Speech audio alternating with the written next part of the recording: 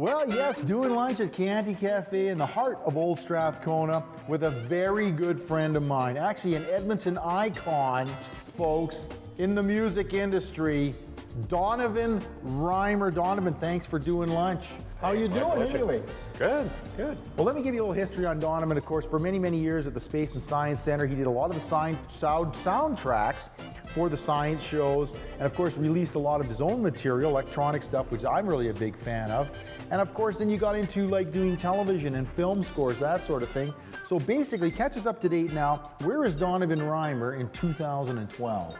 Well, things have evolved quite steadily, and I've subsequently been doing most of the television work that's been APTN related for some of the series there.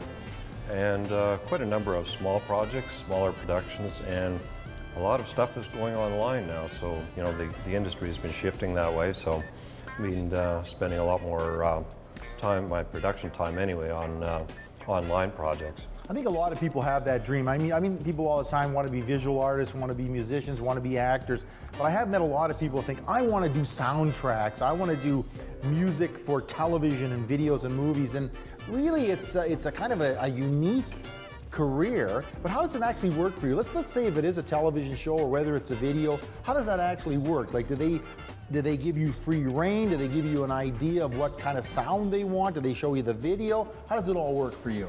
Well, it depends. It depends on the producer. I mean, certainly a lot of the television stuff, there's a lot, you have a much tighter rein on your efforts, and a lot of the time too that they're pretty succinct with their requirements, you know, for the soundtrack and stuff and styles, and most of the time, you know, you do get at least, you know, you work out your timings and everything and the cues where you're going to put them in, but yeah, for the most part, you know, the television stuff is a little bit more control. I find the online stuff is a little bit more relaxed, and quite often they leave that up to your discretion, in fact.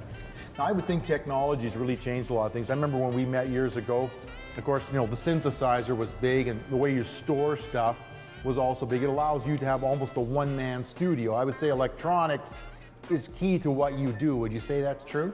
Yeah, still very much so. I mean, I've really ditched a lot of my old synth gear. I mean, I still keep it around, but it's mostly everything now is done with plugins, you know, that are as part of your composition program.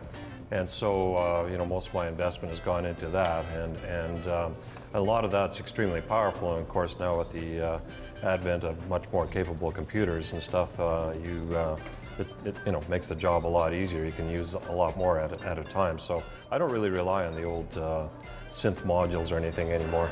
I remember when they were the big thing, synthesizer. Well, it almost sounds old now because it's 20, you know, we're going back 20, 25 years, but you said a key thing there too.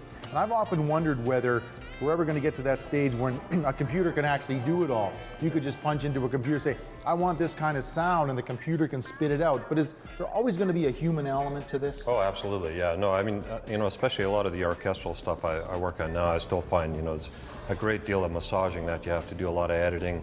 And also too, you know, just to get the right expression with a lot of this stuff, you have to, you know, be using a lot of the extra control parameters that you have in your program, you know, to be able to make this stuff or pull it off as realistically as possible.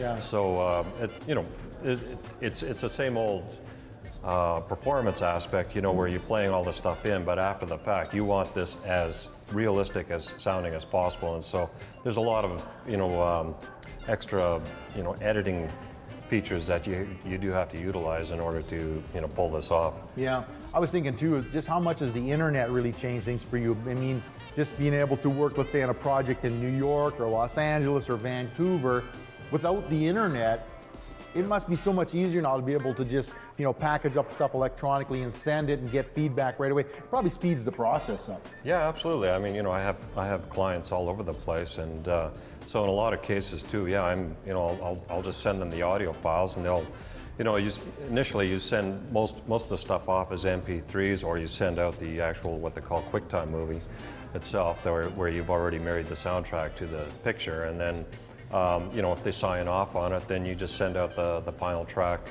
mixed and edited, and then away you go. You know, they don't really say much after the fact. In a lot of cases too, like they'll send the product out to China and it's already you know, manufactured out there.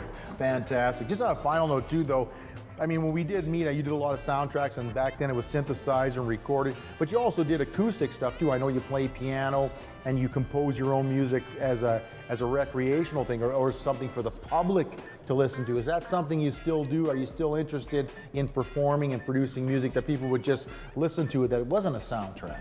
Yeah, absolutely. Yeah, I still do a lot of acoustic work, and I still do some band work. You know, I play in a big band. In fact, we're playing over at the Yardbird Suite this evening.